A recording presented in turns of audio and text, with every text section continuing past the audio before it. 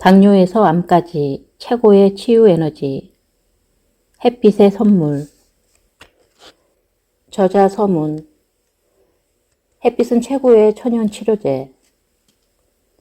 약이라는 단어를 듣고 많은 사람들이 제일 먼저 머릿속에 떠올리는 이미지는 아마 약국에서 구입하거나 의사가 처방해주는 알약일 것이다. 그러나 사실은 의사의 처방으로 조제받는 알약 등이 약의 전부는 아니다. 우리에게는 좀 더 근본적이면서 훨씬 더 중요한 치료약과 에너지가 있다. 그것은 자연이라 불리는 광활한 약국에서 누구나 무료로 사용할 수 있는데 자연 속에서 여러분의 의사는 여러분 자신이다.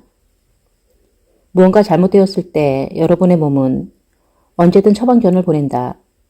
개개인이 각자 느끼는 징후나 증상이 이러한 처방전이다. 비유를 하나 해보겠다. 몸에 수분이 부족해지면 여러분의 몸은 물이 필요하다고 말한다. 여러분이 주관적으로 경험하는 갈증이 바로 그것이다. 입이 건조함을 느낄 때 여러분은 물을 마시면 문제를 해결할 수 있다는 것을 스스로 안다. 굳이 의학 전문가가 처방을 내려줄 필요도 없다. 여러분은 물을 마시면 문제가 해결된다는 사실을 본능적으로 안다.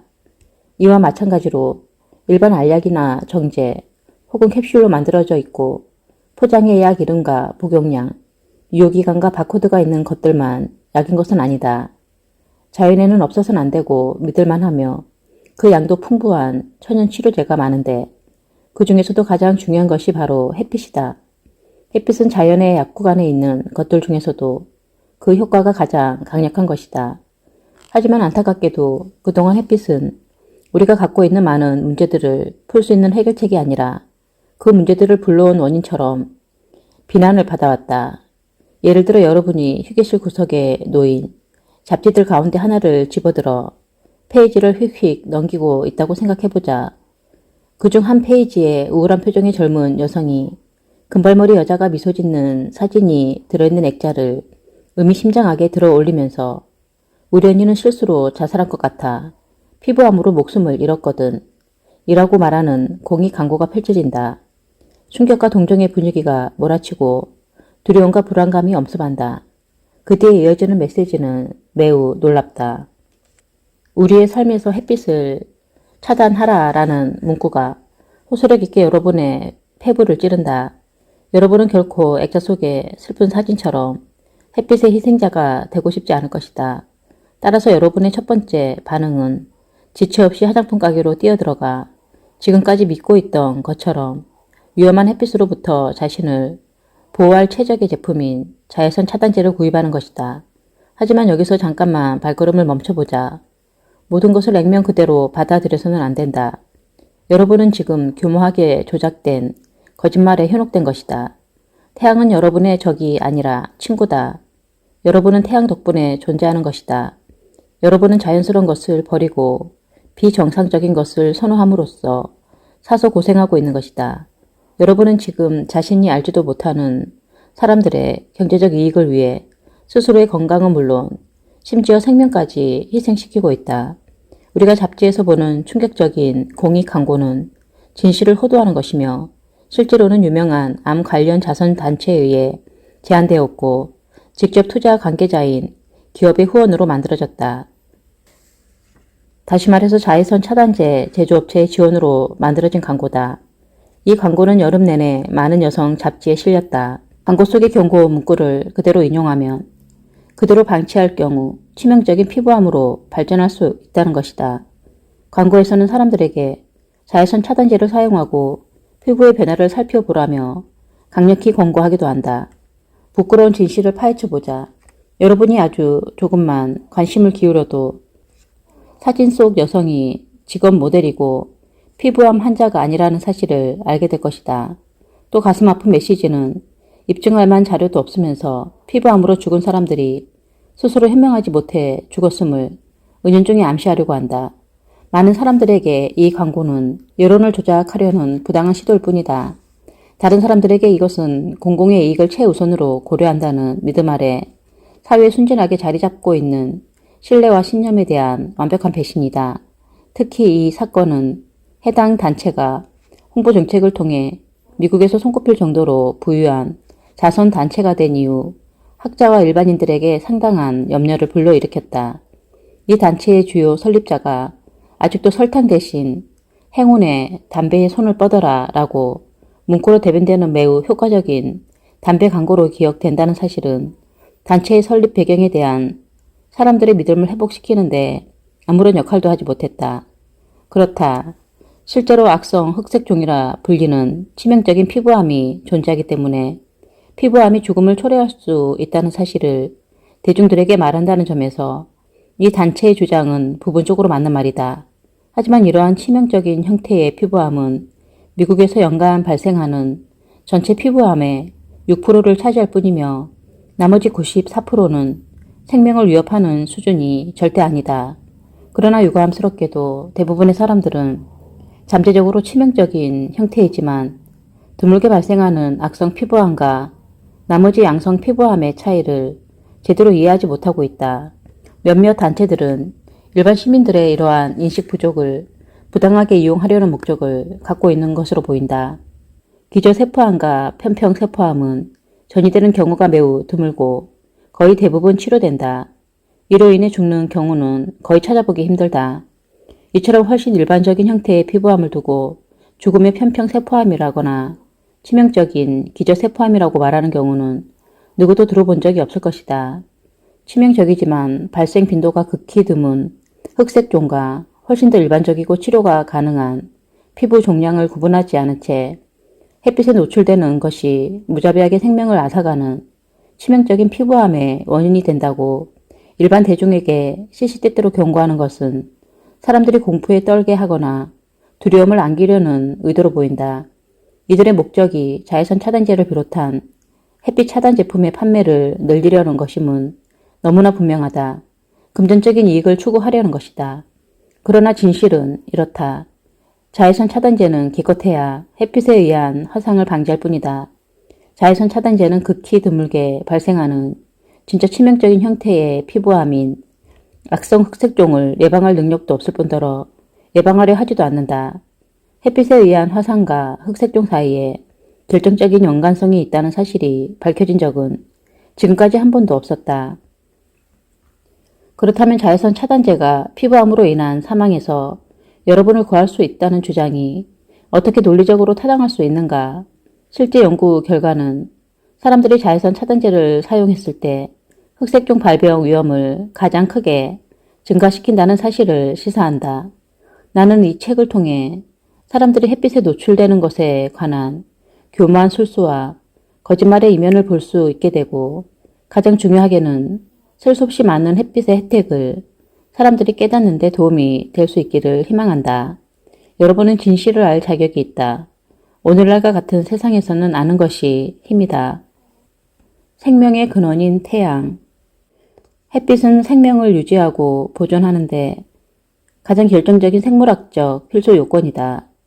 우리 인간이 존재하는 것은 태양이 있기 때문이다. 만약 태양이 없다면 지구도 없을 것이고 따라서 생명체는 물론 인간 역시 존재할 수 없다. 지구상에 가장 먼저 존재했던 생명체는 태양을 기본적인 생존 도구로 활용했다. 광합성 생물과 독립영양 생물들이 바로 그런 존재들이었다. 심지어 숱한 진화가 진행된 오늘날에도 이런 생명체가 존재한다. 우리는 모두 태양에 의존하는 이들 원시 생명체로부터 진화해왔다. 우리 인간은 가장 복잡한 생명체로 지구상에 출현했지만 기본적으로는 여전히 태양에 의존하는 생명체로 남아있다. 태양이 없으면 인간은 존재할 수 없다. 살균 능력이 있는 태양의 자외선에 우리 몸을 규칙적으로 노출시키면 세균이나 찐득이, 곰팡이 및 바이러스 등을 효과적으로 제어할 수 있다.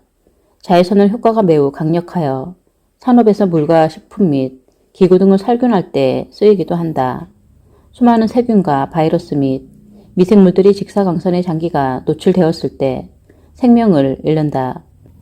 예를 들면 공기 중에서 햇빛에 몇 시간 동안 노출되었을 때 죽는 임균을 비롯하여 많은 병원성 세균이 그렇다. 여러분은 햇빛이 세균을 죽이고 유리창을 통과한 햇빛이라 해도 그런 능력이 변함이 없다는 사실을 알고 있는가? 또 어두운 병실보다 햇빛이 비치는 병실에 세균이 적다는 사실을 알고 있는가? 강력한 면역 활성 효과는 햇빛을 가장 중요한 질병 억제제 중 하나로 만든다. 하지만 이것은 인간의 건강을 유지하고 증진시키기 위해 햇빛이 제공하는 여러 혜택 중 한 예에 불과하다. 태양은 지구상에서 사용할 수 있는 유일한 에너지원이다. 태양은 식물의 성장과 번식에 들어가는 재료들을 합성하는 데 필요한 모든 에너지를 공급한다. 에너지는 그 형태만 바뀔 뿐이지 새롭게 만들어지는 것이 아니다. 태양에서 공급된 에너지는 식물에 저장된다. 우리는 이런 식물들을 섭취하면서 그 안에 저장된 에너지도 함께 섭취한다. 그때 이 에너지가 우리 몸 안에서 똑같은 양의 형태가 다른 에너지로 변환된다. 태양 에너지는 식물에 의해 탄수화물, 단백질, 그리고 지방의 형태로 변환되어 저장된다. 식물성 식품을 섭취하면 우리가 활동하고 건강한 삶을 유지하는 데 필요한 에너지를 공급받는다. 몸 안에서 식품을 소화, 흡수 및 대사하는 과정들은 이처럼 다양한 형태로 저장된 태양 에너지를 분해하고 운반하여 저장하거나 활용할 목적으로 사용된다. 햇빛에 의해 식품이 직접 만들어지는 먹이사슬의 가장 아래 단계는 우리로 하여금 대부분의 태양 에너지를 사용할 수 있게 해준다.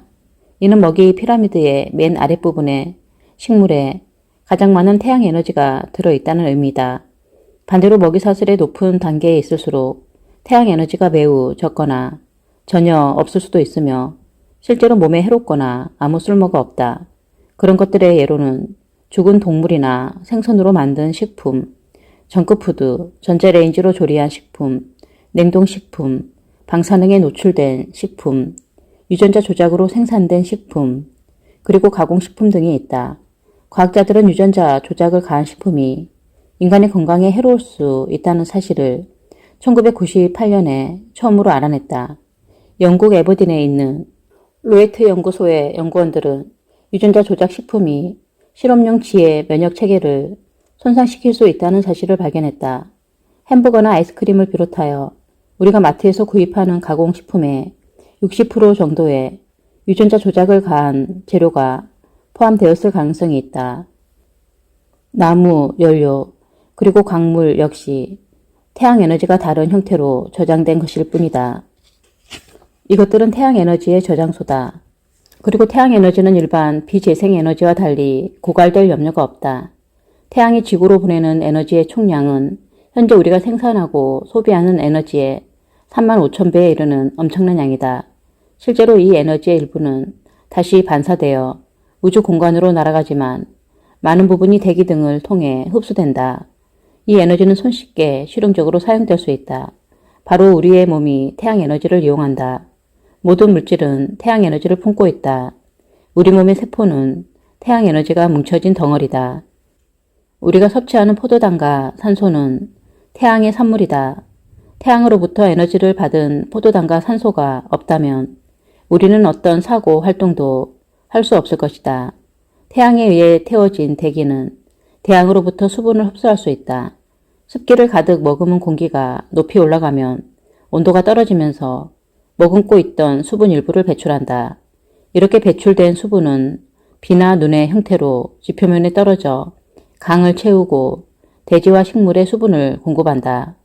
태양은 지구의 자전과 관련한 상대적 위치, 달의 위치, 그리고 태양 내부의 주기적인 활동 등에 따라 지구 전체의 기후와 계절의 변화를 비롯하여 기온, 강수량, 구름의 형성, 우기와 건기 등을 관장한다.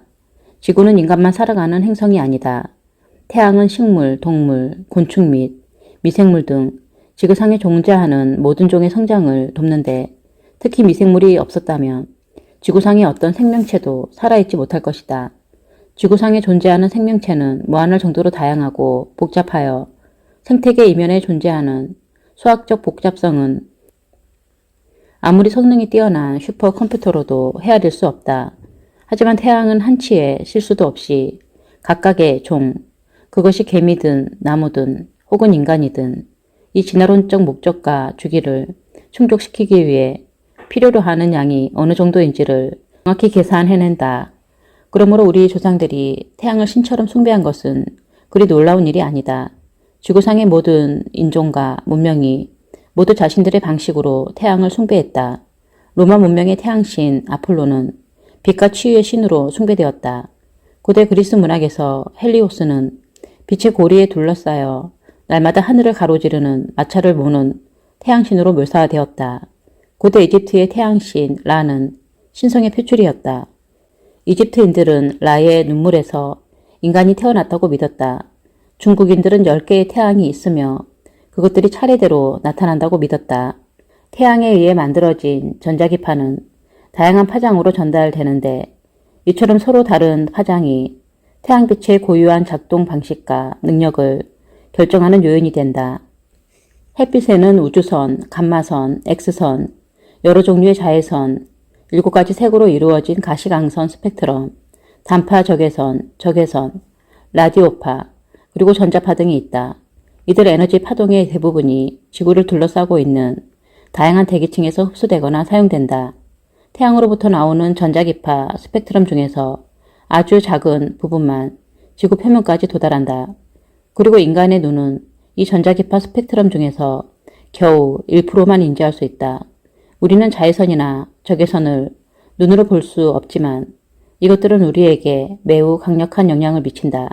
실제로 자외선은 여러 광선 중에서 생물학적으로 가장 중요한 활동을 한다는 사실이 증명되었다. 자외선과 다른 모든 광선들은 지구상의 위치와 계절에 따라 그 강도가 크게 달라진다. 그 덕분에 지구에서 살아가는 모든 생명체는 성장과 진화에 필요한 변화의 주기를 일정하게 유지할 수 있다. 자외선의 놀라운 치유력. 화창한 봄날에 밝고 따뜻한 햇빛을 즐기기 위해 집 밖으로 나서던 시절은 이미 사라졌다. 아주 용감하거나 혹은 아주 부주의한 일부 사람들만 자외선 차단제 업계에 지지를 받는 보건당국과 암 전문가들이 내린 엄중한 경고를 무시하고 겁도 없이 태양 아래서의 모험을 한다.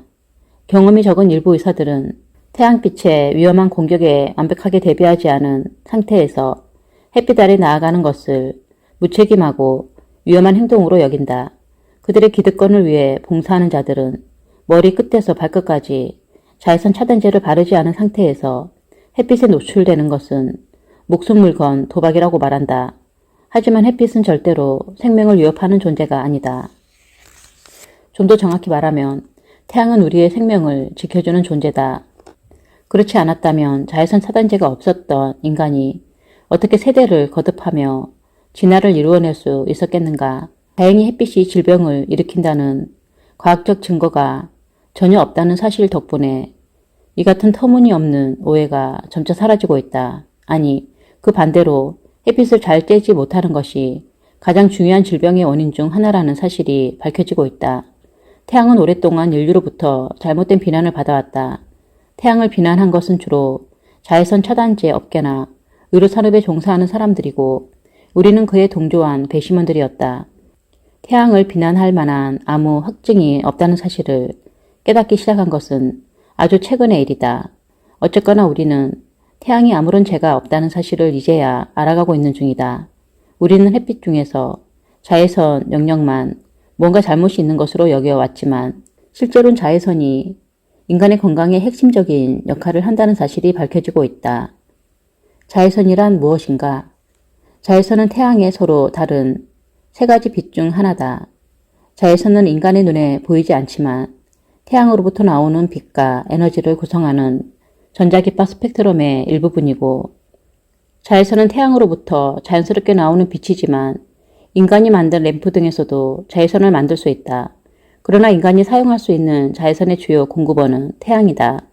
태양의 자외선은 하루 중 그 강도가 일정하지 않은 데다 지구상의 위치에 따라서도 그 강도가 다르다. 하루 중 자외선이 가장 강한 시간은 정오 무렵이다. 하루에 쏟아지는 자외선의 절반 정도가 정오를 전후한 몇 시간 동안 집중되는 것으로 측정된다. 지구 위에서 태양과의 상대적인 위치 외에 구름과 오존도 자외선의 강도에 영향을 미친다. 오존은 태양으로부터 오는 자외선의 대부분을 흡수하고 지표면으로는 아주 작은 양만 도달하도록 해준다. 이렇게 겨우 지표면까지 도달한 자외선도 창문이나 건물 외벽, 안경, 선글라스, 자외선 차단 로션, 의복 등에 의해 쉽게 차단된다. 일반 유리창은 태양의 자외선을 통과시킨다. 그러나 오늘날에는 자외선 차단 필름을 입혀 최소 95% 이상의 자외선을 차단하는 유리창이 만들어지고 있다. 심지어 안경점에서 맞추는 안경이나 콘택트 렌즈도 자외선을 차단할 수 있다. 1930년대에 항생제가 발견되기 전, 즉 근대화 과정에서 의약품이 만들어지기 전까지 유럽 의학계에서는 햇빛의 치유력을 선호했다. 19세기에서 20세기 중반까지만 해도 햇빛에 의한 치유, 즉 햇빛요법을 감염성 질병에 가장 효과적인 치료법으로 여겼다. 햇빛요법은 기본적으로 태양의 직사광선에 자연스럽게 노출되는 것을 원칙으로 한다. 연구 결과는 잘 조절된 양의 햇빛을 쬐게 해주었을 때 고혈압 환자의 혈압이 극적으로 떨어지고 당뇨 환자의 비정상적으로 높은 혈당 수치가 감소하며 사람이 질병에 저항할 때 필요한 백혈구 수치가 증가한다는 사실을 발견했다. 햇빛요법은 심지어 심박 출량을 증가시키고 혈액의 산소 운반 능력을 배가시키기도 한다.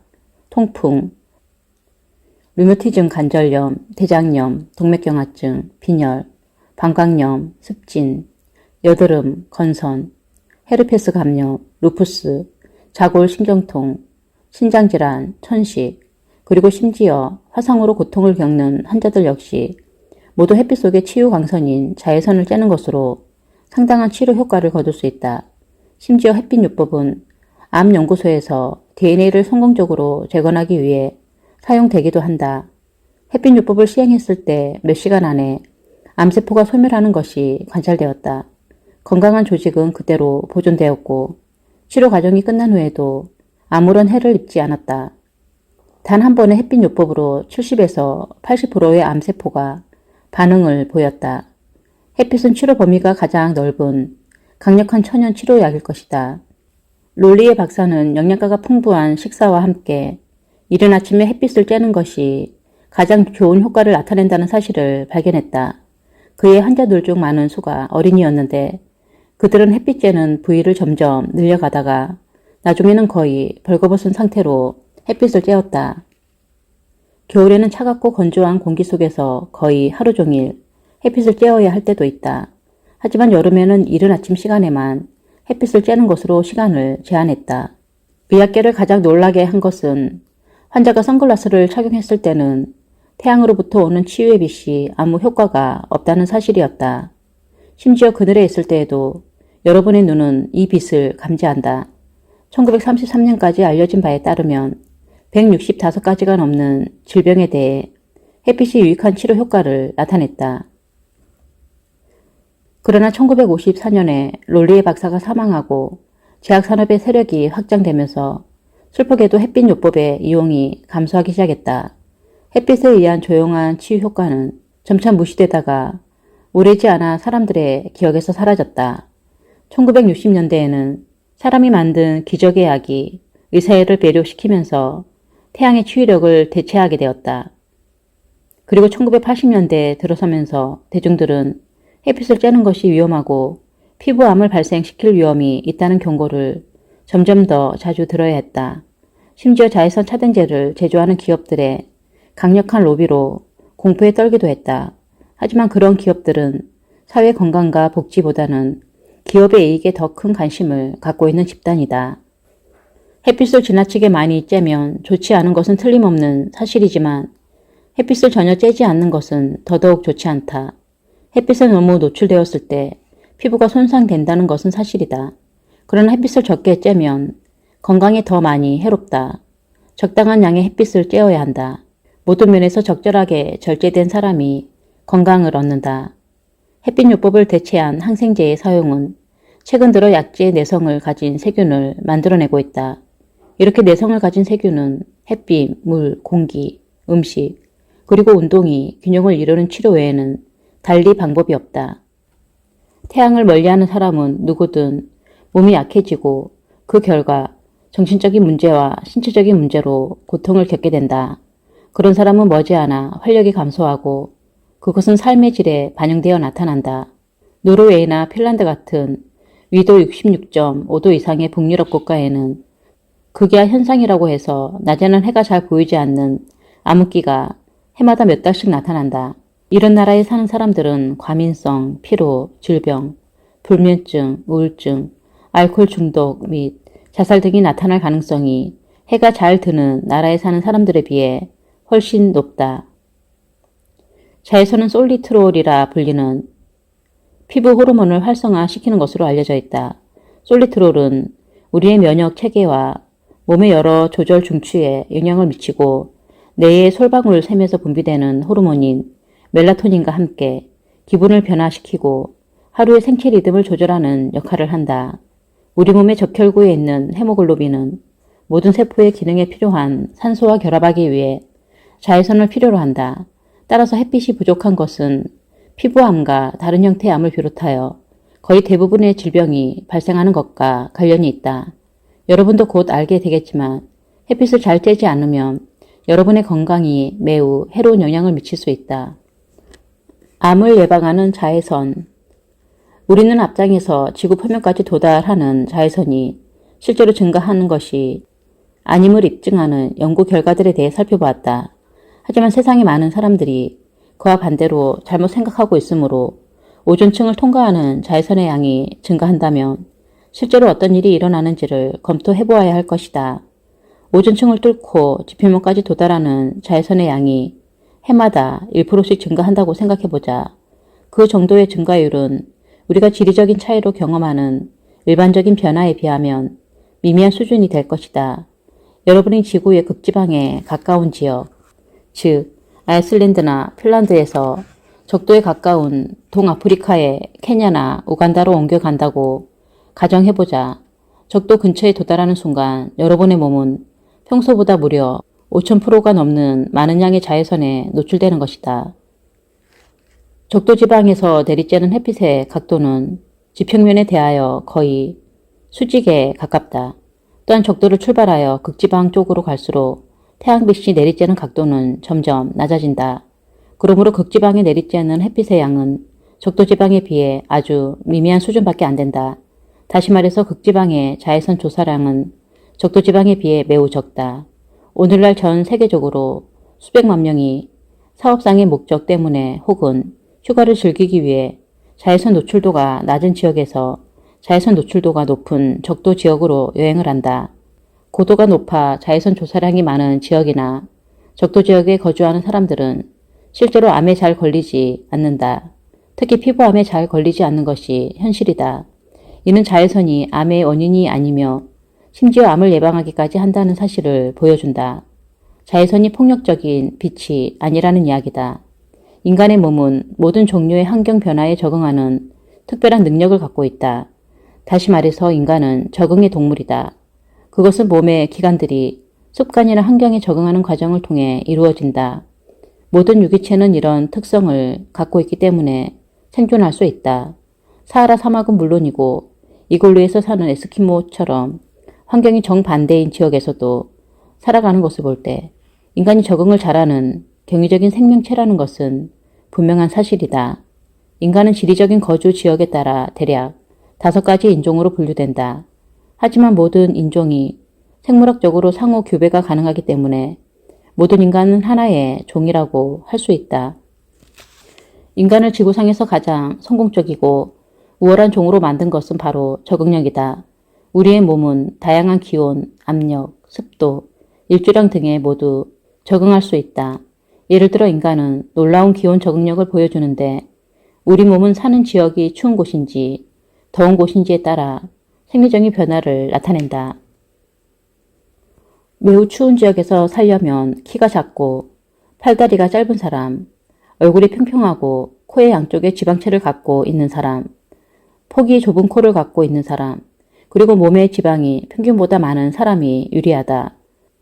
체중에 비해 몸의 표면적이 작아서 몸의 열 손실을 최소화하고 손과 발에서 잃는 열량이 최소화되며 코를 통해 유입되는 차가운 공기로부터 폐와 뇌의 하반부를 보호할 수 있다. 사막의 밤은 대개 기온이 많이 내려가는데 낮에 뜨겁고 건조한 환경뿐만 아니라 밤의 추위도 잘 견뎌야 하는 이런 환경에서 살려면 밤에 잠을 자는 동안에도 체온을 유지하기 위해 대사율이 높은 사람이 유리하다. 더운 기후에서는 체온을 유지하는 것이 아니라 몸 안에 열을 내보내는 것이 더 중요한 문제가 된다. 정상적인 상황에서 몸은 땀을 통해 열을 배출한다. 빛을 이용한 새로운 치료법이 암을 비롯해 다른 여러 질병을 극복하는 방법으로 점점 더 인정받고 있는 것은 매우 고무적인 현상이다. 최근 들어 미국 식품의약국은 말기 식도암 및 초기 폐암과 싸우기 위해 외과적 수술이나 항암 항요법에 비해 덜 위험한 햇빛 치료요법을 사용하는 것을 승인했다. 빛이 병든 세포를 죽일 수 있다는 사실은 이미 100여 년 전부터 알려져 왔지만 햇빛 치료요법이 다시 갑자기 부활하게 된 것은 이를 증명하는 일련의 연구 결과가 나온 이후부터였다. 뉴캐슬 대학교의 과학자들이 암과 싸우는 치료법을 개발했는데 이 치료법은 종양을 공격하는 특성을 가진 항체를 활성화시키기 위해 자외선을 사용한다. 그들은 항체를 은폐시키는 방법을 개발했고 이 항체는 적절한 부분에 조사된 UVA 자외선에 의해서만 활성화된다. 이 방법을 사용하면 건강한 조직의 피해를 최소화하면서 종양을 최대한 많이 파괴시킬 수 있다. 남성들의 경우 높은 흡연율이 폐암 발병률의 증가와 연관성이 있는데 반해 UVB 자외선에 더 많이 노출될 경우 폐암의 발병률을 떨어뜨리기도 한다.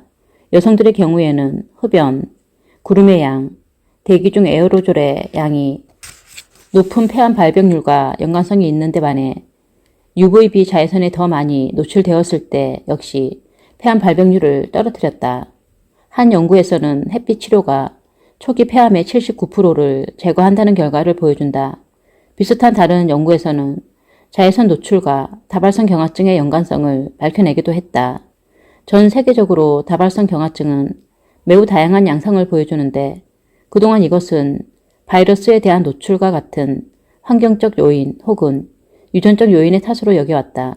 그러나 한 가지 변함없는 사실은 적도에 가까운 나라에 비해 극지방에 가까운 나라들에서 발병률이 훨씬 높다는 점이다. 예를 들어 미국의 경우 캐나다와 국경을 접하고 있는 북부 노스다코타 주의 다발성 경화증 발병률은 남부 플로리다 주의 2배에 가까운 수치를 보여준다. 최근에 발표된 연구에서는 햇빛에 노출되었을 때 다발성 경화증에 의한 사망률이 감소한다는 사실이 밝혀졌다. 햇빛에 노출된 정도에 따라 다발성 경화증에 의한 사망 위험이 76% 이상 감소하기도 했다. 이러한 사실로 미루어 볼 때 규칙적으로 햇빛을 쬐는 것은 피부암을 비롯한 여러 암을 예방하는 최선의 방책으로 생각된다. 수분 섭취에 대해 꼭 알아야 할 것들. 히포크라테스는 인체 체질에 대한 기록을 제일 먼저 남긴 사람이다. 그는 부상을 제외한 모든 질병이 처음에는 모두 자연스러운 것이며 최후의 단계에 가서야 위태로운 증세를 보인다고 가르쳤다. 자연의 모든 질병은 근본적으로 목적이 있으며 시간이 지날수록 걷잡을 수 없는 손상을 준다. 또한 고대의 위대한 의사는 자연의 질병의 유일한 원인 따위는 없다고 가르쳤다. 히포크라테스는 인과관계가 하나의 독립적인 요인에 의한 것이 아니라 상호 의존적인 요인들을 갖고 있다고 가르쳤다. 따라서 질병의 원인을 중시하는 병인학의 시각에서는 체질적 소인과 정신적 기질, 질병의 특성, 환경적 요인 등을 모두 아우른다. 질병은 인간의 정신과 신체 및 영혼이 불균형을 잃은 상태를 의미한다. 따라서 질병을 이해하기 위해서는 물질적 원인을 고려하기에 앞서 인간을 이해하는 것이 중요하다. 고대 인도의 전통 이야기인 아유르베다에 의하면 인간은 정신적, 신체적, 영적인 세 가지 요체가 복합적으로 어우러져 만들어지는 존재다. 아유르베다 의학에서는 인간 개개인의 특성이 도샤라고 알려진 세 가지 기본적인 원리의 고유한 결합을 통해 만들어지는 것으로 믿는다. 이들 원리는 인체에서만 발견되는 것이 아니고 자연세계의 모든 영역에서 발견된다. 자연의 근본 원리인 도샤는 바타, 피타, 카파로 나뉜다. 모든 인간이 세 가지 도샤를 약간씩 갖고 있지만 우리 대부분은 하나의 도샤가 매우 많거나 두 가지 도샤의 조합이 지배적으로 작용한다. 인간의 몸은 75%의 수분과 25%의 고체로 구성되어 있다. 우리는 영양분을 공급하고 노폐물을 제거하며 몸의 모든 기능을 조절하기 위해 수분을 필요로 한다. 그러나 현대사회에서는 모든 영양소들 중에 가장 중요한 영양소인 수분 섭취를 더 이상 중요하게 여기지 않는다. 대부분의 사람들이 물 대신 차, 커피, 알코올, 기타 가공 음료 등을 마신다. 많은 사람들이 갈증이 순수하고 깨끗한 물을 필요로 한다는 신호임을 깨닫지 못하고 있다. 사람들은 수분에 대한 몸의 요구를 충족시킬 수 있다는 믿음으로 물 대신 다른 음료를 마시는 경향이 있다. 하지만 그것은 잘못된 믿음이다. 차, 커피, 와인, 맥주, 청량음료, 주스 등에도 물이 포함된 것은 사실이지만 이런 음료에는 강한 탈수제로 작용하는 카페인, 알코올, 설탕, 인공감미료 혹은 다른 화학 첨가물도 함께 들어있다. 이런 음료를 많이 마실수록 이런 성분들이 물과 정확히 반대 효과를 내기 때문에 탈수 현상이 심화된다. 예를 들어 카페인이 들어있는 음료는 강한 이뇨 효과를 갖는 스트레스 반응을 유발한다. 설탕이 포함된 음료는 혈당 수치를 급격히 올려 세포에게서 많은 양의 수분을 고갈시킨다.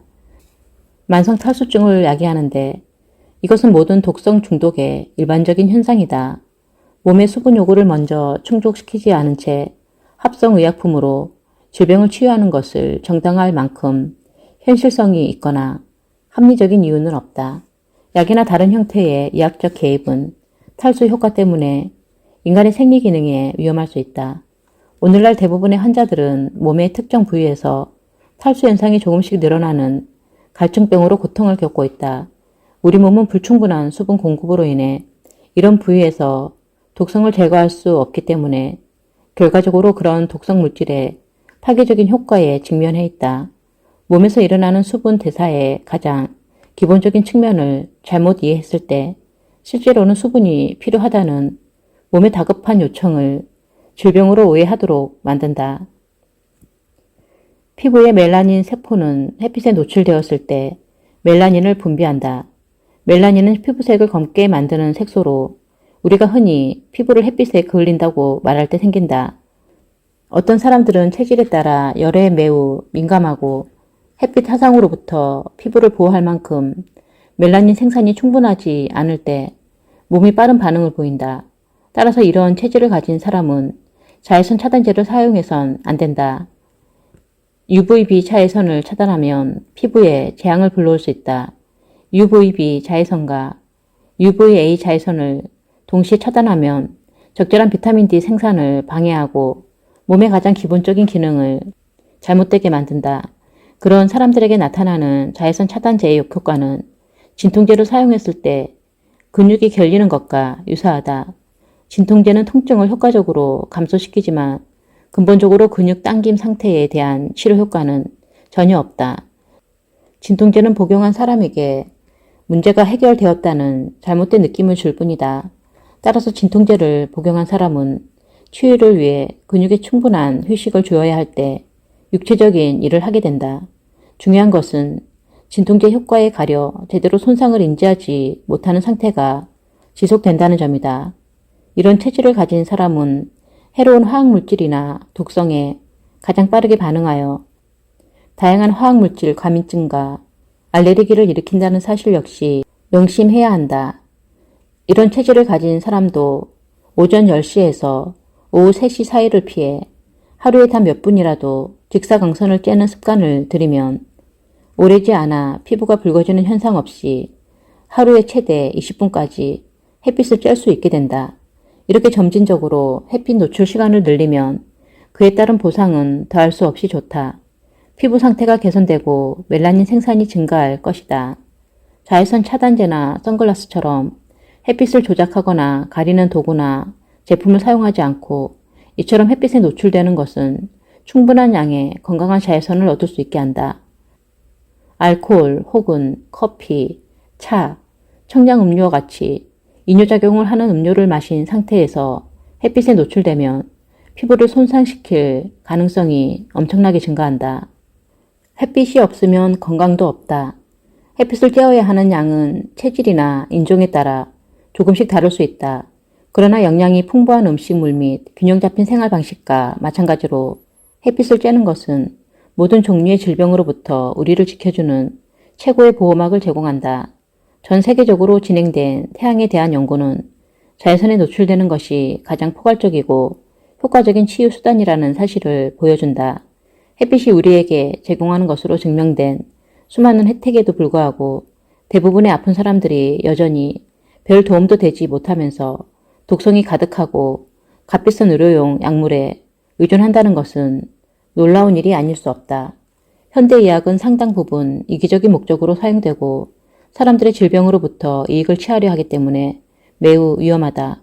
의료 종사자들과 의사들이 부당하게 환자들을 이용하여 스스로를 챙기는 행위에 관여하는 것은 이미 널리 알려진 사실이다. 시장에서는 완전히 불필요하고 아무런 가치도 없는 수많은 의약품이 판매되고 있다. 의사들은 스스로를 취하기 위해 값비싼 약들을 처방한다. 신부전의 60%가 의약품 사용으로 발병한다는 것은 잘 알려진 사실이다. 많은 진통제가 암을 유발한다. 많은 약들이 단기적 혹은 장기적 부작용을 일으키고 어떤 경우에는 이런 부작용이 평생 지속되기도 한다.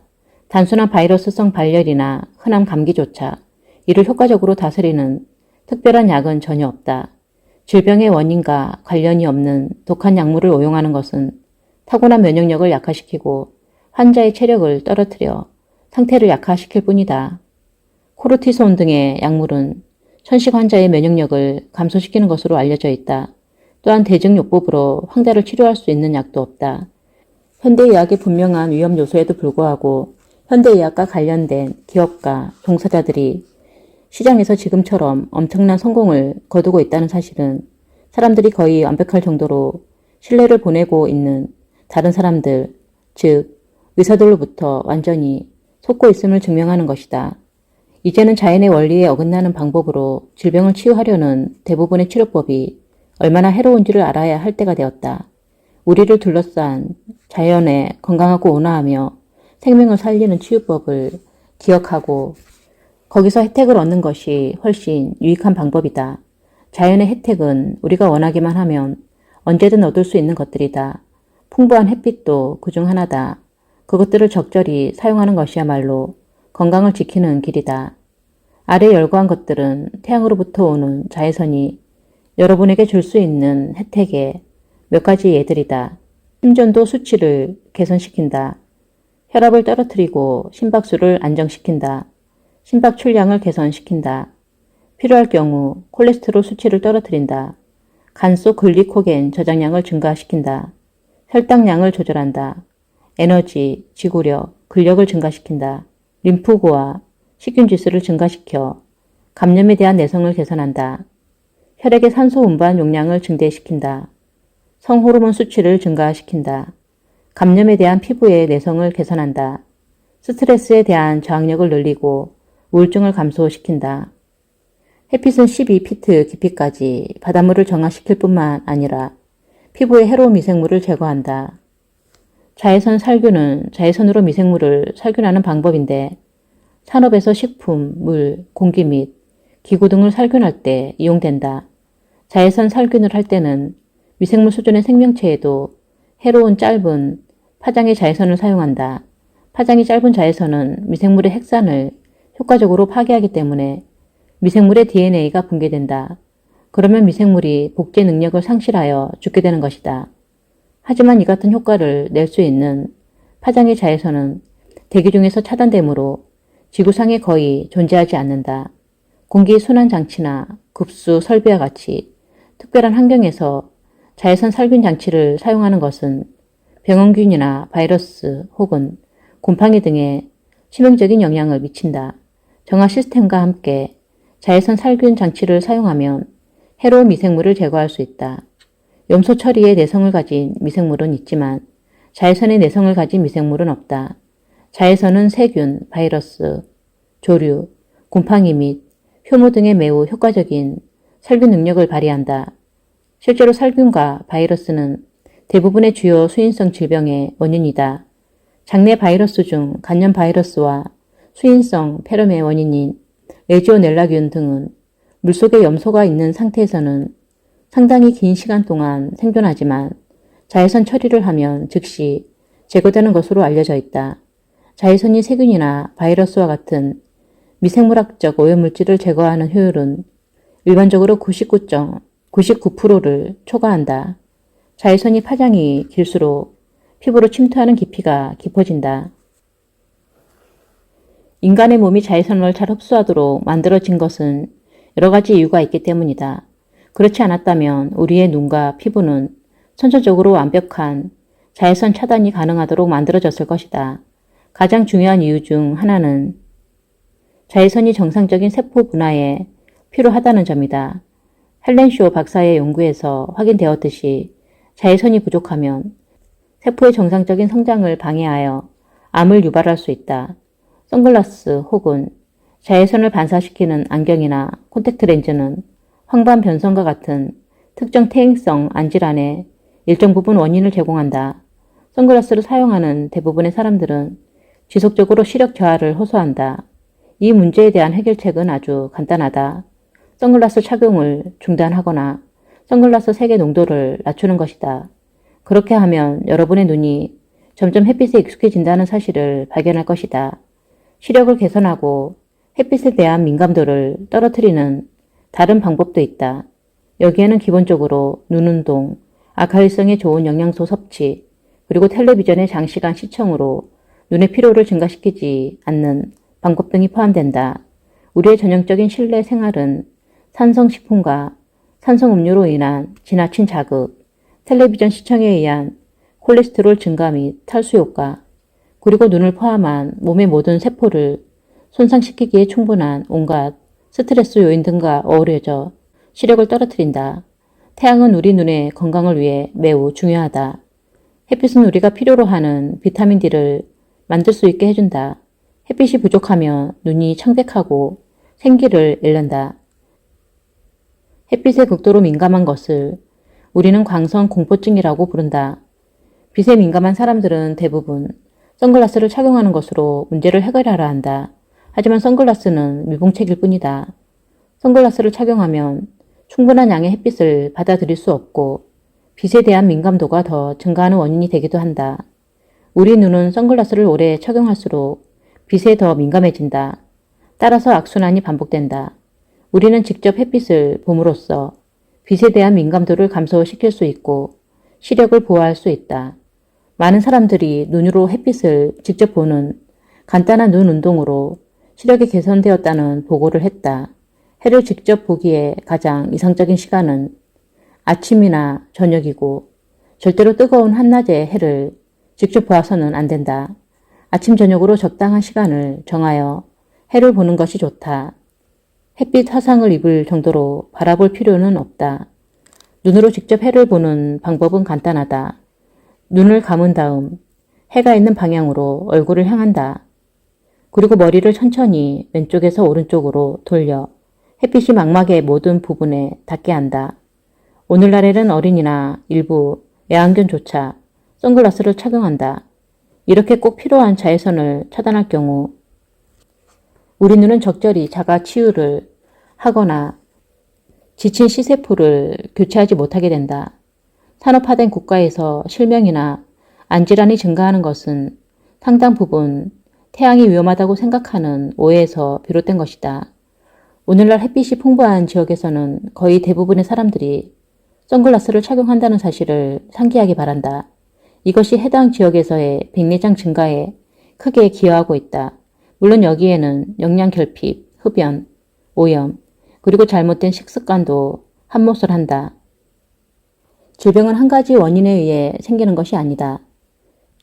질병은 그것을 일으키는 환경 요소들 뿐만 아니라 식습관 및 생활 습관들이 축적된 결과로 생기는 것이다. 눈의 건강을 지키기 위해서는 충분한 양의 햇빛이 직간접적으로 눈에 닿을 수 있도록 해야 하고 가장 이상적인 것은 하루에 1시간 이상 눈에 햇빛을 쬐는 것이다. 많은 사람들이 해가 강렬하지 않은 시간대에 해를 보고 싶어 하는 것은 햇빛의 치유력에 자신을 노출시키려는 몸의 자연스러운 본능 때문이다. 몸은 우리가 생각하는 것보다 훨씬 더 똑똑하다. 우리는 정신이 육체를 지배하는 것으로 믿고 있지만 우리의 몸 역시 정신에 영향을 미친다는 점을 잊어서는 안 된다. 정신과 육체는 마치 하나인 것처럼 동기화되어 있으며 서로 아무 관련이 없는 독립된 개체로 바라볼 수 없는 존재들이다. 우리는 우리 안에 있는 육체의 지능을 존중해야 한다. 자외선으로부터 우리를 보호한다는 자외선 차단제의 주장에 현혹당하지 않는다면 우리 몸은 어느 정도의 햇빛이 균형 잡힌 성장에 유익한지를 스스로 알 수 있을 것이다. 햇빛 화상을 입을지라도 인간의 몸은 그것을 완벽하게 다룰 능력을 갖고 있다. 하지만 이런 자기 방어 프로세스를 화학물질로 방해하면 심각한 결과를 초래할 수 있다. 자외선 차단제나 화장품 등에 들어있는 화학물질에 정기적으로 노출되면 우리의 피부와 눈이 햇빛에 지나치게 민감해지고 심지어 몇 분만 햇빛에 노출되어도 피부에 심한 화상을 입을 수 있다. 덧붙여 간 속의 담석은 약물이나 알코올 혹은 다른 해로운 물질들을 간에서 충분히 해독하지 못하도록 방해한다. 간을 손상시킬 수 있는 약이나 화학물질은 1000가지가 넘는다. 약물 유발성 간질환이라는 용어는 약물이나 화학물질로 인해 간이 손상된 경우를 말한다. 약물 유발성 간질환은 성인 전체의 간염의 10%, 50세 이상 성인 간염의 40%를 유발하는 원인이고 전격성 간염의 25%는 약물 유발성 간질환에 의한 것이다. 의약품의 안전성을 평가하기 위해서는 임상시험 과정을 거쳐야 한다. 임상시험은 신중하게 선택된 시험 집단을 대상으로 진행되는데 의약품의 임상시험 대상이 되려면 여러 가지 엄격한 기준을 통과해야 한다. 하지만 FDA가 특정 의약품을 승인한 후에는 훨씬 더 다양하고 많은 사람들이 그 의약품을 사용하게 된다. 이처럼 실제로 해당 의약품을 사용할 사람들이 매우 다양하기 때문에 임상시험에서 나타나지 않았던 의학적 문제들이 추가로 나타날 수 있다. 바로 이런 이유로 처음에는 안전하다고 여겼던 몇몇 의약품들이 심각한 간질환의 원인이라는 사실이 뒤늦게 밝혀지기도 한다. 실제로 약물 유발성 간질환은 FDA의 승인을 받은 의약품이 시장에서 퇴출되도록 만드는 가장 일반적인 원인이다. 모든 약물은 간에서 처리되기 때문에 간질환이 있는 사람은 어떤 의약품이 간 손상의 원인이 되는지, 어떤 의약품이 이미 있던 간질환을 악화시킬 수 있는지, 그리고 어떤 의약품이 복용해도 안전한지를 잘 알고 있어야 한다. 잠재적으로 몸에 해로울 수 있는 모든 독성 물질을 해독하는 것이 간의 임무다. 이미 손상되었거나 약해진 간이 이 임무를 수행하기 위해서는 건강한 간보다 더 힘들게 일해야 한다. 간 질환이 있는 사람이 잠재적으로 간 세포에 유독한 약물을 복용하면 간에 추가적인 부담을 안기는 것이고 이것이 간을 더 손상시키거나 간부전을 일으킬 수 있다. 심지어 건강한 간을 가진 사람도 독성이 있는 의약품이나 약을 복용한 결과로 간질환이 발병할 수 있다. 특정 약물은 여러 가지 이유로 간 손상을 일으킬 수 있다. 첫째, 어떤 약은 본질적으로 간에 독성으로 작용한다. 이런 약을 권장량 이상으로 복용하면 간 손상의 원인이 된다. 이런 형태의 간 독성은 소위 퇴혈항 의존적 간 독성이다. 이런 약은 권장량을 초과하여 복용할수록 간 손상을 일으킬 가능성이 커진다. 둘째, 적정량을 복용해도 알레르기 반응과 유사한 특이 체질성 반응을 일으키는 약이 일부 있다. 이런 반응은 복용한 양과는 관련이 없고 더 심각한 것은 간 손상의 정도를 예측할 수 없다는 것이다. 이런 종류의 약물 유발성 간질환은 종종 피로, 발열, 발진 등을 동반한다. 이 증상은 보통 약을 복용한 지 며칠 뒤에 나타난다. 이런 범주에 속하는 약물로는 경련 진정제로 쓰이는 페니토인이 있다. 마지막으로 잠재적인 약물 유발성 간질환에 대한 개인별 민감도는 많은 요인들에 의해 결정된다. 그 요인들 중 일부는 흡연이나 음주처럼 개인이 조절할 수 있는 것이다. 하지만 바꿀 수 없는 요인들도 있다. 나이나 성별이 바로 그런 것들이다. 간에서 해독하지 못한 혈중 독성 물질은 어떤 것이든 결국 신장과 피부로 간다. 신장과 간의 기본적인 배출 시스템이 제대로 작동하지 못하면 불필요한 물질을 배출하는 차선책인 피부에 자동적으로 독성 물질이 쌓이게 된다.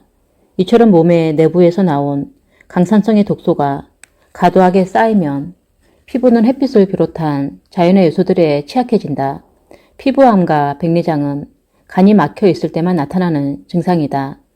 질병의 증상을 억누르기보다는 신체적인 문제의 원인을 다스리는 것이 훨씬 손쉬운 방법이다. 여러분이 약물 유발성 간질환을 일으킬 만한 약을 복용하고 있으며 질병의 증상보다 질병의 원인을 치료하기를 원한다면 어느 정도로 약물 복용을 점진적으로 중단할 수 있는지 담당 의사와 상의한 뒤 간과 같은 기간을 해독할 것을 권한다. 그와 동시에 처음에는 1분 혹은 2분 정도라도 온몸에 햇빛을 쬐고 그 시간을 점차 늘려가야 한다. 그런다고 해서 여러분의 피부가 화상을 입지는 않는다는 사실을 명심해야 한다. 평소에 선글라스를 쓴다면 여러분의 눈이 가능한 한 많은 시간 동안 자연광에 노출될 수 있도록 하는 것이 좋다. 눈이나 길에서 빛이 반사되어 눈이 부실 때만 선글라스를 착용하려고 노력하기 바란다. 그러다 보면 선글라스로부터 해방될 것이다. 햇빛을 쬐기 전과 후에는 피부가 수분을 잃는 것을 방지하기 위해 깨끗한 물을 마시는 것이 좋다. 암을 예방하는 햇빛. 1940년대 프랭크 애플리는 위도와 암 사망 사이에 연관성을 입증했다. 그는 햇빛이 암에 대해 상당한 면역력을 제공한다고 주장했는데 이는 현재 입증된 사실이다. 샌디에이고 대학교에서 수행된 2개의 최근 연구에 의하면 햇빛을 통해 혈중 비타민 D 수치가 증가할 때 유방암 발병 위험이 50% 감소하고 대장암이 발병할 위험은 65% 감소하는 것으로 보인다. 연구원들은 연구 결과의 정확성과 정밀성을 높이기 위해 이전의 연구 결과들을 취합하여 메타 분석을 수행했다. 암 예방을 최우선으로 한다는 미국 암학회가 암 발병 위험을 77%나 감소시키는 보충제를 복용하지 못하도록 한다는 것이 매우 놀랍게 여겨진다면 여러분은 미국 암학회에 대해 잘 알지 못하는 것이다. 사실 미국 암학회는 암 예방을 목적으로 하는 단체이지만 자신들의 힘과 이익을 증대시키는 수단으로서 암이 계속 존재하기를 드러내놓고 지지하는 단체다. 햇빛은 약물이나 수술 혹은 방사선 치료와 달리 아무런 비용이 들지 않고 해로운 부작용도 없이 수많은 질병을 예방한다. 연구원들은 암과 마찬가지로 다발성 경화증이 지구상의 위도와 강한 연관성이 있는 것으로 발견했다. 다발성 경화증은 적도에 가까울수록 발병률이 감소한다. 몬트리올에서 열린 국제 다발성 경화증 회의에서 발표된 여러 연구들에 의하면 다발성 경화증이 발병한 어린이들은 그렇지 않은 어린이들에 비해 비타민 D 수치가 상당히 낮다. 다발성 경화증은 신경계에 생기는 퇴행성 질환으로 신경세포를 절연하는 미엘린층이 분해되어 신경신호 전달에 문제를 일으킨다. 전 세계적으로 250만 명이 다발성 경화증 때문에 고통을 겪고 있는 것으로 추산되며 이 질병은 15세가 되기 전에는 발견하기가 매우 어렵다. 연구원들은 다발성 경화증이 북반구에서 위도가 증가할수록 많이 발생한다는 사실을 발견한 이후 비타민 D와 이 질병의 연관성에 대해 오랫동안 의심해왔다. 인간의 몸은 햇빛을 이용해 비타민 D를 합성하기 때문에 비타민 D 결핍은 일조량이 부족한 지역에서 특히 겨울에 일반적으로 나타나는 현상이다. 역학자이자 다발성 경화증 전문가인 캘리포니아 샌디에이고 대학교의 세드릭 갈런드 박사는 위도와 다발성 경화증 사이에 매우 일관성 있는 패턴이 발견된다고 말한다. 토론토 대학교의 헤더 하넬 박사는 캐나다 북부에서 다발성 경화증 발병률이 높다는 사실을 지적했다. 그녀는 캐나다에서 6개월 동안 우리 피부에 충분한 양의 비타민 D를 생산할 만큼 강한 햇빛이 들지 않는다고 말한다. 캐나다는 전 세계적으로 다발성 경화증 발병률이 높은 국가에 속한다. 캐나다보다 다발성 경화증 발병률이 높은 몇 안 되는 국가 중 하나인 스코틀랜드에는 다른 지역에 비해 4분의 1의 햇빛만 도달하는 지역이 있다. 최근의 연구에서는 스코틀랜드에서 비타민 D 결핍과 열악한 건강 상태 사이에 밀접한 연관성이 있는 것으로 확인됐다. 토론토 대학교의 브렌다 바넬 박사는 사람들이 캐나다의 다발성 경화증 발병 위험을 증가시키는 환경 요인을 찾으려고 애써 왔는데 캐나다에는 일조량이 부족하여 비타민 D 결핍이 일반적이라는 사실은 그렇게 찾아낸 요인 중 하나라고 밝혔다. 비타민 D 결핍이 어떻게 다발성 경화증 발병 위험을 증가시키는지 정확한 원인은 밝혀지지 않았지만 연구원들은 이것이 면역 체계와 관련되었을 것으로 믿고 있다. 새로운 연구에서는 비타민 D가 면역 체계에서 하는 역할과 암, 결핵, 그리고 자가 면역 질환을 예방하는 메커니즘을 조명하려는 노력을 계속하고 있다. 많은 의학 전문가들이 다발성 경화증은 자가 면역 질환 중 하나라고 믿고 있다. 바넬 박사는 비타민 D가 면역 조절 인자의 역할을 한다고 말한다. 그의 주장에 따르면 우리의 면역 세포에는 비타민 D를 결합시키는 역할을 하는 수용체가 존재하며 다발성 경화증이 발병한 경우에는 면역 세포가 적절히 조절되지 못하고 있음을 보여주는 증거들이 여럿 있다고 한다. 미국 국립보건원은 햇빛을 이용해 만든 비타민 D의 부족이 골다공증, 류마티즘 관절염, 심장질환, 당뇨 등을 비롯한 여러 질병의 발병률 증가와 관련이 있는 것으로 여겨왔다. 오늘날 병원 환자의 60%와 요양원 환자의 80%가 비타민 D 결핍이다. 설상가상으로 임산부의 76%가 심각한 비타민 D 결핍이다. 질병을 억제하는 햇빛의 혜택을 얻으려면 밖으로 나가서 최소한 일주일에 3시간, 하루에 15분 내지 20분 이상 햇빛을 쬐어야 한다. 제약회사들 역시 암과 다른 질병들을 치유하는데 비타민 D의 중요성을 인식하고 있으며 합성 비타민 D를 함유한 값비싼 약을 제조하고 있다. 하지만 햇빛에 의해 만들어진 비타민 D와 비교할 때 합성 비타민 D는 효과가 매우 적거나 전혀 없다. 뿐만 아니라 우유 등에 첨가된 비타민 D는 심각한 부작용을 일으킬 수 있다. 햇빛과 운동의 놀라운 조합. 운동과 햇빛은 모두 건강을 위해 핵심적인 것들이다. 건강한 삶에서 운동이 갖는 중요성은 무엇일까? 신체적 건강, 정서적 건강, 정신적 건강, 사회적 건강, 그리고 영혼의 건강을 위해서는 매일 운동하는 것이 중요하다.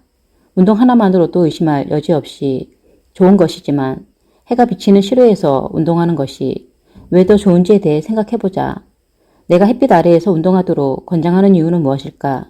실내는 건강한 운동과는 거리가 먼 환경이고 활동적인 운동을 하기에도 적당한 장소가 아니다.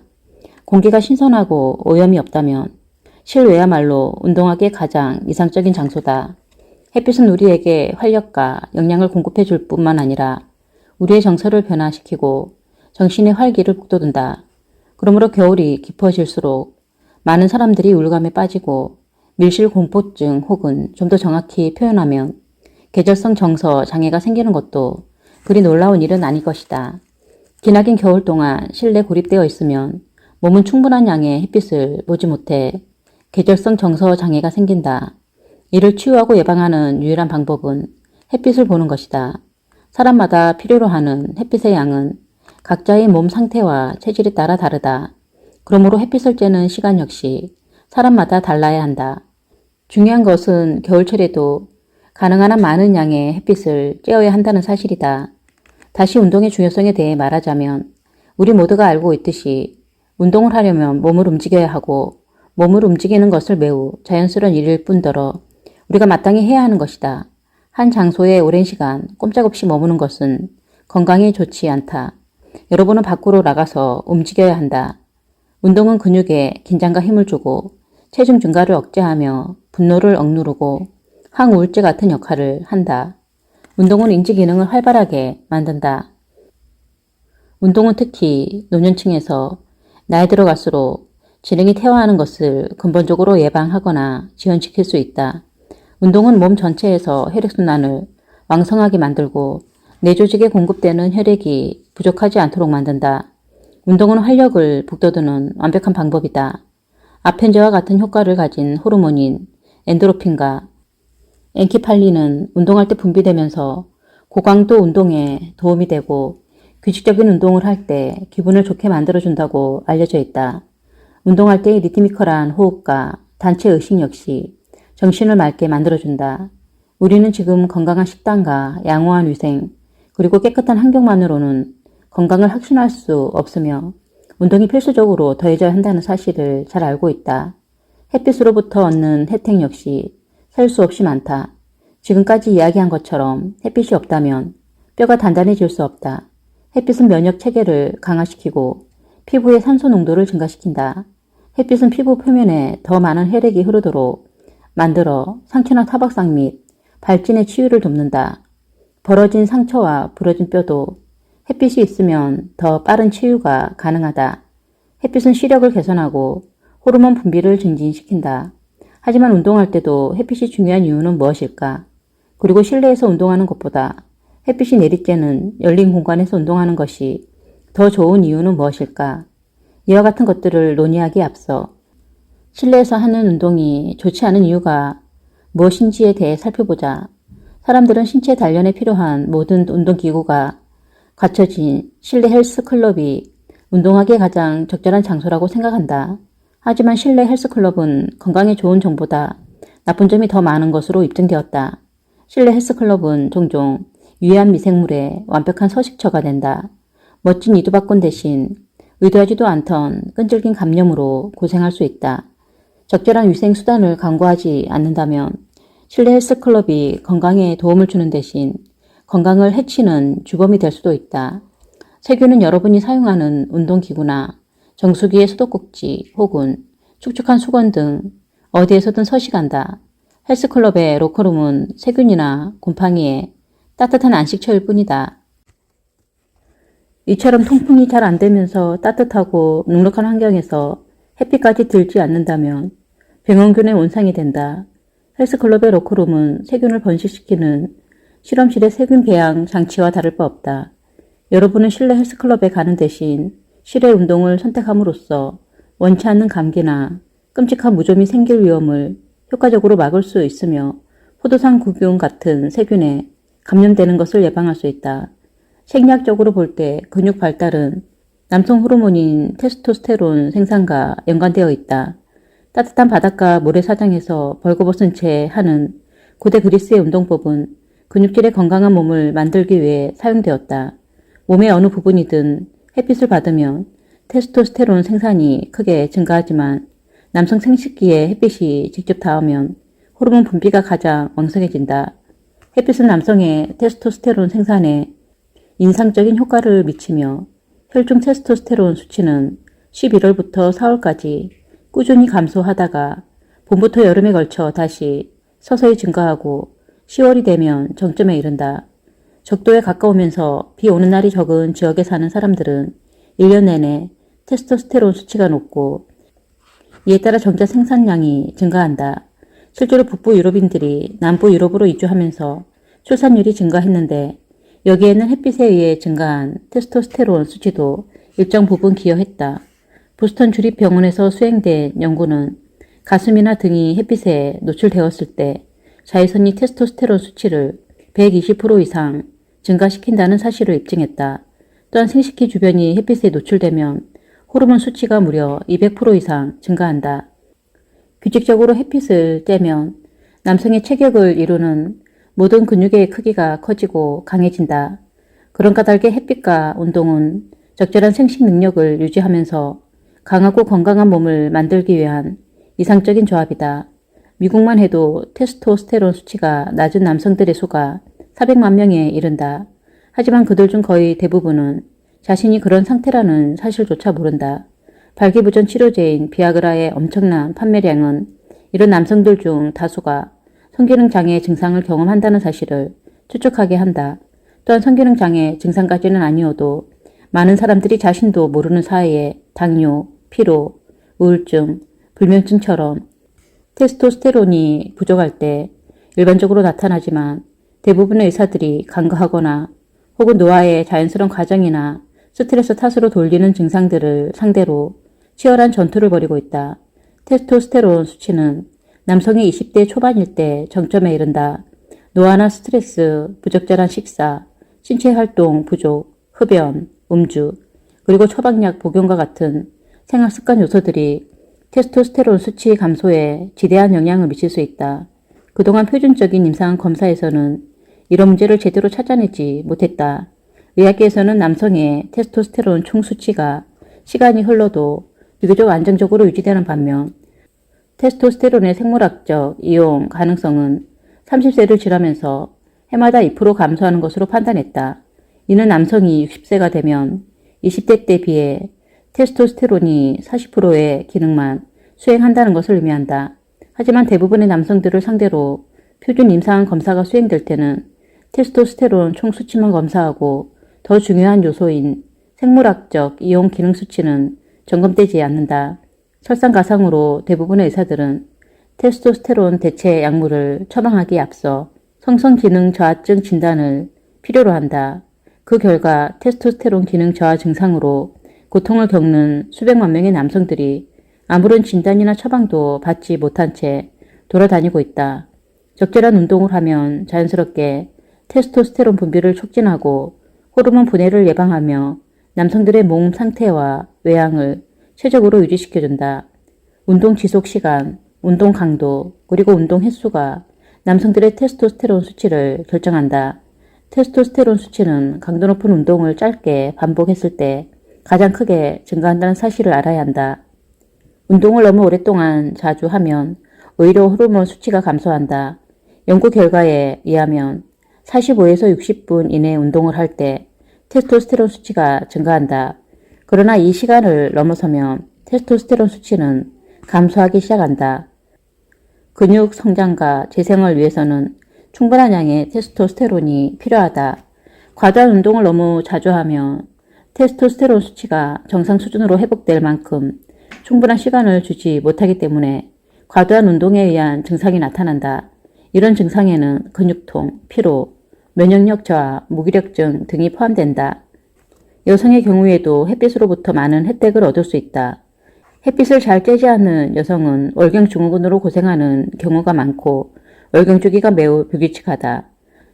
이런 여성들은 규칙적으로 햇빛을 쬐고 하루에 몇 시간씩 실외에서 활동하는 것으로 건강한 월경 주기를 회복할 수 있다. 이런 생활 습관을 유지하면 몇 주 이내에 월경 주기를 정상적인 수준으로 되돌릴 수 있다. 불임은 비타민 D 부족과 관련이 있고 생리전 증후군은 칼슘, 마그네슘 및 비타민 D를 보충함으로써 개선할 수 있다. 비타민 D는 여성들의 에스트로겐 생산을 돕는다. 월경 때 나타나는 편두통 역시 비타민 D와 칼슘이 부족한 것과 연관이 있다. 이런 사실들을 종합할 때 신체적 폐색과 같이 지속적으로 햇빛을 잘 쬐지 못하는 것은 전 세계적으로 도시인들에게 증가하고 있는 불임의 주요 원인 중 하나라고 볼 수 있다. 여러분도 조금만 살펴보면 햇빛을 정신건강 및 성적 건강과 연관시키는 오랜 전통이 있다는 사실을 발견할 것이다. 예를 들어 하지는 오랫동안 풍요와 자산의 상징으로 여겨졌다. 인류는 오래전부터 씨앗을 뿌리거나 수확하는 시기에 여러 가지 축제를 벌여왔다. 고대 주술사는 가장 더운 시기를 골라 다산과 풍요를 기원하는 의식을 치렀다. 현대인들은 이제야 고대인들이 이미 알고 있던 뜨거운 태양이 다산과 풍요에 미치는 영향에 대한 연구를 시작했다. 햇빛이 부족할수록 우리의 성적 능력과 생산력은 감소한다. 겨울철에 여성의 생식력이 감소한다는 기록은 오래전부터 있었다. 오늘날에는 불임을 치료하는 방법으로 햇빛 치료요법이 광범위하게 연구되고 있다. 햇빛 치료요법에 대한 연구는 우리가 햇빛을 쬐는 시간이 줄어들면서 생식력이 감소했다는 사실을 시사한다. 실내에서만 생활하는 것이 생식력에 아무 도움이 되지 않는다는 것은 분명해 보인다. 우리가 실내에서 사용하는 조명은 햇빛과 비교했을 때 훨씬 질이 낮고 강도가 약하며 햇빛에 있는 모든 파장의 빛을 내지 못한다. 다른 곳으로 햇빛을 대체한다는 것은 거의 불가능한 일이다. 햇빛 치료요법은 고혈압으로 고통을 겪고 있는 사람들에게도 많은 도움이 된다. 평균 혈압과 고혈압 환자의 비율은 지구상의 위치에 따라 다양하다. 일반적으로 적도에서 멀리 떨어져 있을수록 평균 혈압이 상승하고 여름보다는 겨울에 그 정도가 더 심하다. 혈압은 인종과 민족에 따라서도 다양한데 미국과 영국에 살고 있는 흑인들은 유럽에서 건너온 민족에 비해 고혈압 환자가 더 많다. 의학계의 가장 큰 거짓말 중 하나가 고혈압 환자는 평생 고혈압 약을 복용해야 한다고 말하는 것이다. 그러나 이는 사실이 아니다. 대부분의 사람들이 햇빛과 채식을 기본으로 하는 영양 공급으로 쉽게 혈압을 정상 수준으로 유지할 수 있다. 처방된 약을 바꾸거나 복용을 중단할 때 담당 의사와 상의해야 하는 것은 물론이다. 운동과 일광욕은 모두 심장에서 한 번에 뿜어내는 혈액의 양으로 측정되는 심장의 능률을 증가시킨다. 1시간의 일광욕은 심장의 능률을 평균 39% 증가시키고 이 효과는 5에서 6일간 지속된다. 이 같은 햇빛요법을 이용하면 심장을 자극하기 위해 사용하는 약물을 효과적으로 대체할 수 있다. 햇빛은 약처럼 단순히 질병의 증상을 억제하는 것이 아니라 몸과 정신의 균형을 되찾게 해준다는 사실에 특히 주목해야 한다. 햇빛은 필수 영양소 정도가 아니라 기적의 치료제로 취급받아야 마땅하다. 당뇨 역시 운동과 햇빛의 도움으로 치유될 수 있다. 연구에 의하면 일조량이 풍부한 적도 근처에 사는 어린이들은 일조량이 부족한 곳에 사는 어린이들에 비해 제1형 당뇨가 발병할 위험이 훨씬 적다. 연구 논문의 저자인 세드릭 갈런트 박사에 의하면 전 세계적으로 혈청 속 비타민 D 수치가 높을수록 제1형 당뇨가 발병할 위험이 감소한다고 한다. 주로 앉아서 일하고 가체중인 사람들이 짧은 운동 전후에 섭취하는 음식과 음료의 양을 세심하게 조절했을 때 인슐린 활동에 상당한 영향이 있었다. 당뇨병 환자가 운동을 하거나 일광욕을 한 뒤에는 혈당 수치가 떨어진다. 일광욕을 하면 몸에 축적된 글리코겐의 양을 감소시키는 가인산분해 효소 생산을 자극한다. 일광욕을 한 지 2시간이 지나면 글리코겐을 합성하는 다른 효소가 조직 내에서 글리코겐의 축적을 증가시키면서 혈당 수치를 떨어뜨린다. 햇빛이 인슐린과 같은 역할을 하는 것이다. 일광욕의 효과는 며칠 동안 지속되기도 한다. 당뇨병 환자들은 스스로 인슐린의 양을 조절할 필요가 있으며 따라서 일광욕 시간을 점차 늘리면서 의사와 상의해야 한다는 사실을 명심해야 한다. 햇빛과 운동은 모두 스트레스를 감소시키는 데도 유익한 효과가 있다. 그 효과에는 신경감인, 분노, 그리고 정서 불안 등의 감소와 스트레스, 내성, 자신감, 상상력, 창의성의 증가, 그리고 긍정적인 인격 변화, 흡연이나 음주 같은 건강에 해로운 습관이 감소하는 것 등이 모두 포함된다. 비타민 D는 우리 몸의 중요한 영양소이면서 신체적 건강과 정신 건강에 모두 필수적이다. 비타민 D는 몸에 유익하고 기분을 좋게 만들어준다고 여겨지기 때문에 자연스러운 일광욕은 스트레스 해소와 관련이 있다. 햇빛을 쬐며 뇌에서 기분 좋게 만드는 역할을 하는 세로토닌의 양이 증가한다. 그러므로 낮 시간 동안 해가 있는 바깥에서 활동하면 좀 더 밝고 긍정적인 기분이 만들어진다. 우울증을 치료하기 위한 햇빛 치료요법에는 인공 태양광이 사용된다.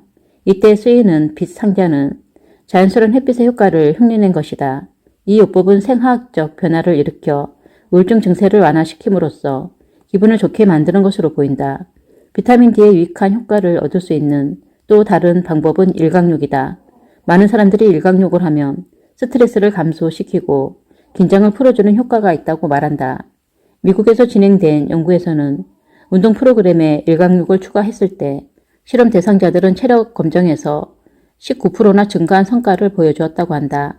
비타민 D는 칼슘 향상성을 유지하고 골밀도를 개선하여 골절 위험을 감소시키는 것으로 여겨왔다.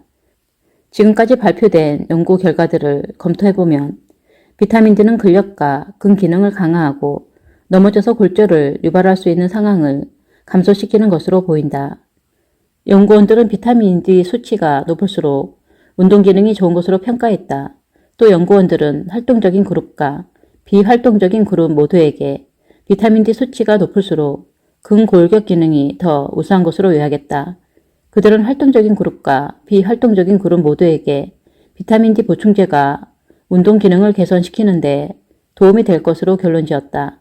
다른 연구에서는 자외선을 쬐는 사람들이 그렇지 않은 사람들에 비해 감기에 걸릴 가능성이 50% 감소한다는 사실을 입증했다.